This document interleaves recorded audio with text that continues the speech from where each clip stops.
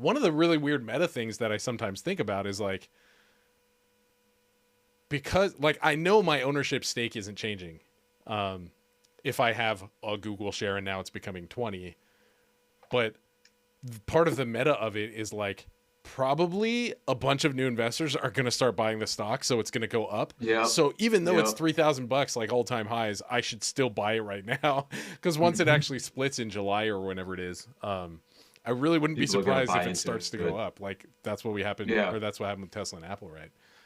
Yeah. This is like there's like first order thinking, which is like, oh, this doesn't matter. It's the same thing. And Yeah, then there's second order thinking, which is like, but everybody wants to buy into it. And then there's third order thinking, which is like, but if everybody already knows that, would anyone actually do it? It's like, my head hurts. I'm not doing this anymore. yeah, seriously. It's like you go through this whole spiral of just like this, then that, then this, and it's like, Yeah, but yeah, it's a whole thing. yeah, It's just dude. interesting, like thinking through, like trying to figure out like what are the moves, because what is it? I think Maynard Keynes was the one who said that in the short term, the stock market is a it's a beauty pageant. Like people just vote on what they like, but in the long term, the value carries the weight. It's kind of like it's like dating somebody versus marrying them. It's like in the short term, you just want to have fun. It's like, yay, it's fun. But when you get married to somebody, it's like, all right, we building a future and a life together. It's completely different what you're looking for. Yeah, It's like you can't just be good looking. I need a lot more depth. yeah. But Yeah, dude. But then, yeah, for me, it's kind of like I I think Tesla split first, and then it was Apple, right? A couple years ago. mm-hmm, Um, mm-hmm. and I was like, cool, my Tesla is going to multiply. This doesn't matter to me. And I was just doing that. I guess it was the first order of thinking that you were just talking about. Mm-hmm. But then it's like, and then I saw it go up, and I was like, whoa, awesome, cool bonus. And then Apple announced their split, and I'm like, maybe I can capitalize this on, and like, thinking two steps ahead. Yep. And then it worked. So this time with Google, I haven't owned Google in a while, but I'm like, maybe I Oh should wow. buy some, even though it is at all-time highs, and try to Mm-hmm. capitalize on the people who don't really know what's going to happen, or how it Yeah. affects things. I don't know. And Google Yeah. actually, like, It's Google's a monster, so it's like probably yo good to own some. when they oh my god, when they dropped earnings. I know, dude. And the thing is, like, if you look at valuation metrics for Google, Google is like compared to like let's say Microsoft, Google is actually trading at like a more, I would say like it's like value. I mean, if you look at their earnings, they're right now they're trading at like 25 times earnings, which Yeah, is, I mean, if you compare that to like any other, Microsoft is trading at like 34 times. So it's like, and Google is still growing at like 32%, like 30% a year. I know, And dude. so it's like, I look at this company and I'm just like, yo, they are firing on all cylinders and then some. Yeah, And so it's one of those. It's hard to like be like, nah, like I just, and so when in the beginning of this year when it was like tanking and it went down like 15%, I was like, okay, cool, I'm gonna buy Google. But then after the run up, I was just like, well, I'm gonna just go back. I've been for the last 2 years, I've just been dollar cost averaging into it because I'm like, I've been putting like, if it's not a lie, like $25. I'm just like, all right, cool. Let me just like see where this goes yeah, over the next couple of years. And yeah, Google, I love I love Google. I love I love Google. I love like just the way that they approach everything. And yeah. I just yeah, as you can tell, I'm a massive Google fan. And Microsoft is like my number one. I see a comment. Microsoft is more compelling than Google. I don't know about that, Matt, because I don't know. Like there is a part of me that's like Microsoft I love, but I just see the potential of Google in so many different areas to carry it. But again, Microsoft too. But then again, Google is more sexy because it has consumer products, and Microsoft is not as sexy because it does Yeah, B2B, business to business. And yeah, so it's not that interesting. But both of them, I mean, at the end of the day, you ain't got to pick either or. You can have both. yeah, yeah, dude. And I forget who it was. I was listening to a guy on air the other day, and he was saying basically Microsoft and Google are like the most safe long-term bets right now if you're looking at these mega caps and stuff like that. But Mm-hmm. one of the things that came up the other day was Facebook's earnings, and then Facebook, jumped off a cliff 25% the next day. Let me pull that up for you guys. That was absolutely ludicrous. Literally took the entire market with it.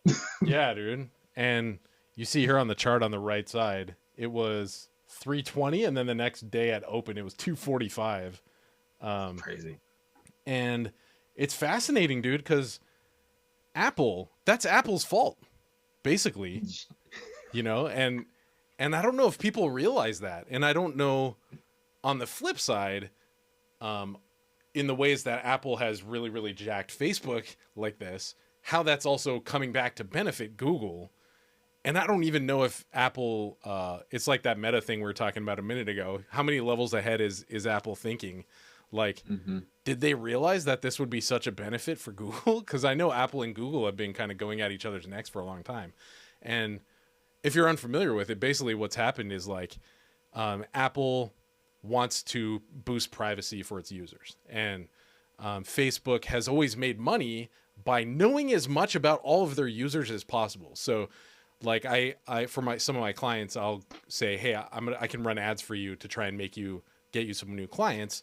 Let's run it on Instagram. And then I can go in and say, hey, we want to sell bread, for example. We want to sell bread to 50 years and up females in this part of the city where their shop's located. And we can target only those people. And it's only going to show ads for those people. And that was like such a superpower for Facebook and Instagram and these kinds of services because it was so granular, And then Apple's like, dude, we don't want Facebook snooping around in all of our users' behavior and in their data and demographics information, all that stuff. So they started to set up blocks.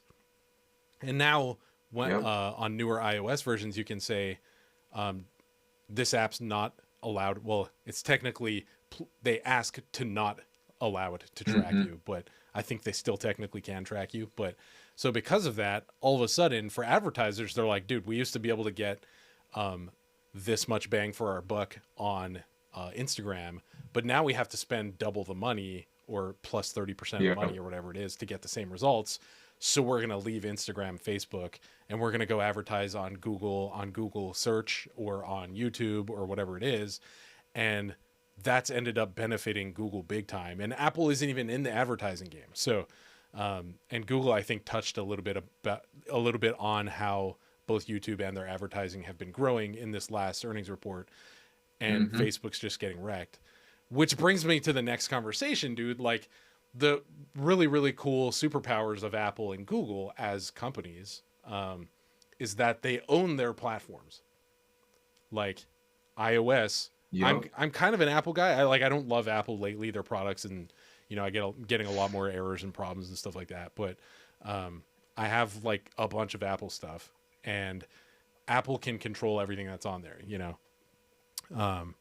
and Kelechi, on the other hand, is a Google Android guy, I think, and Google can control everything that's on there. But Facebook, even though a lot of people have thought of Facebook as just as big and valuable as these two companies, they don't own their platform. And so when Google or Apple make changes like this, it totally shafts Facebook.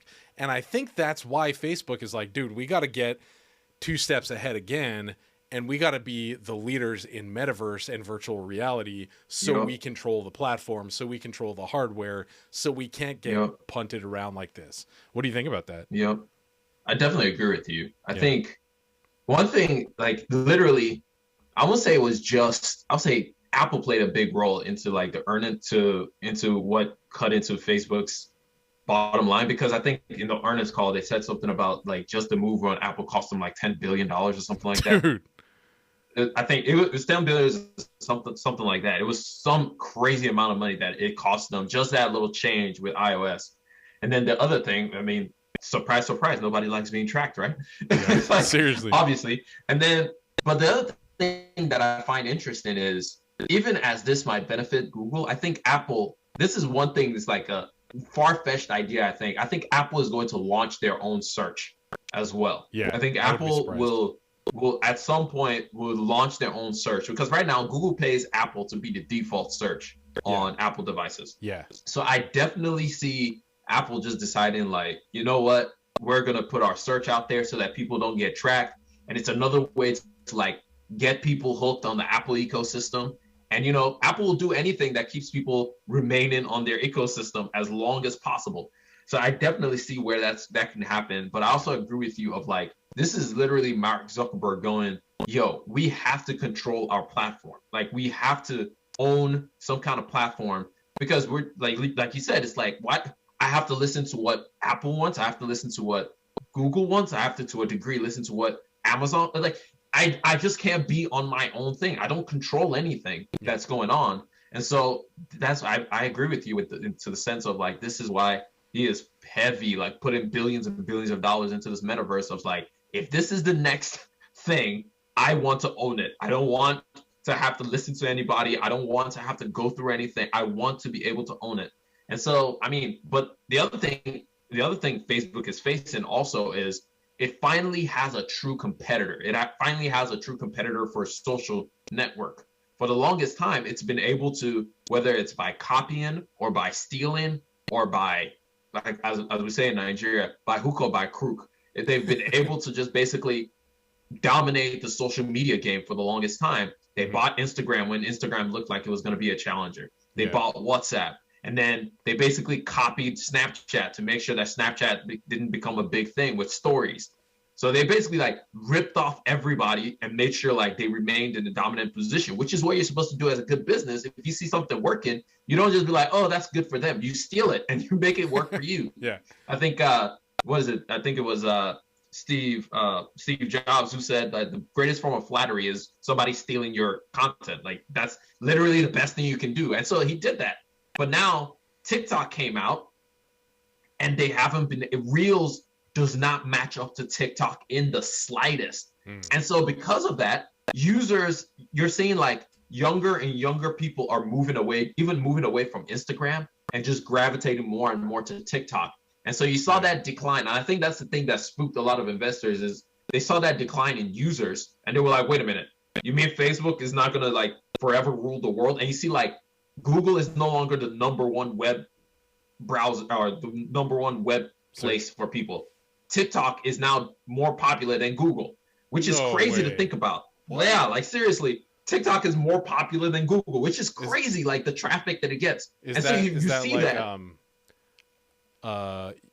Minutes per day of usage or whatever the statistic was? No, I think it's, let me look this up. TikTok. Yeah, here we go. It's literally the first search result. Yeah, so just a quick, it's the number one online destination, period. Wow. I wonder TikTok is the world's new most popular online destination. The viral video apps gets more hits and even than Google. Wow. Gets more hits than Google. It's more like people go on that site way more than Google, which is crazy to think about. And so when you think about that, and then it's like, it's basically dominating all the mind share of a lot of younger people. Yeah. Like most people send me TikToks nowadays. Yeah. They don't send me any, like people just send stuff to each other. And so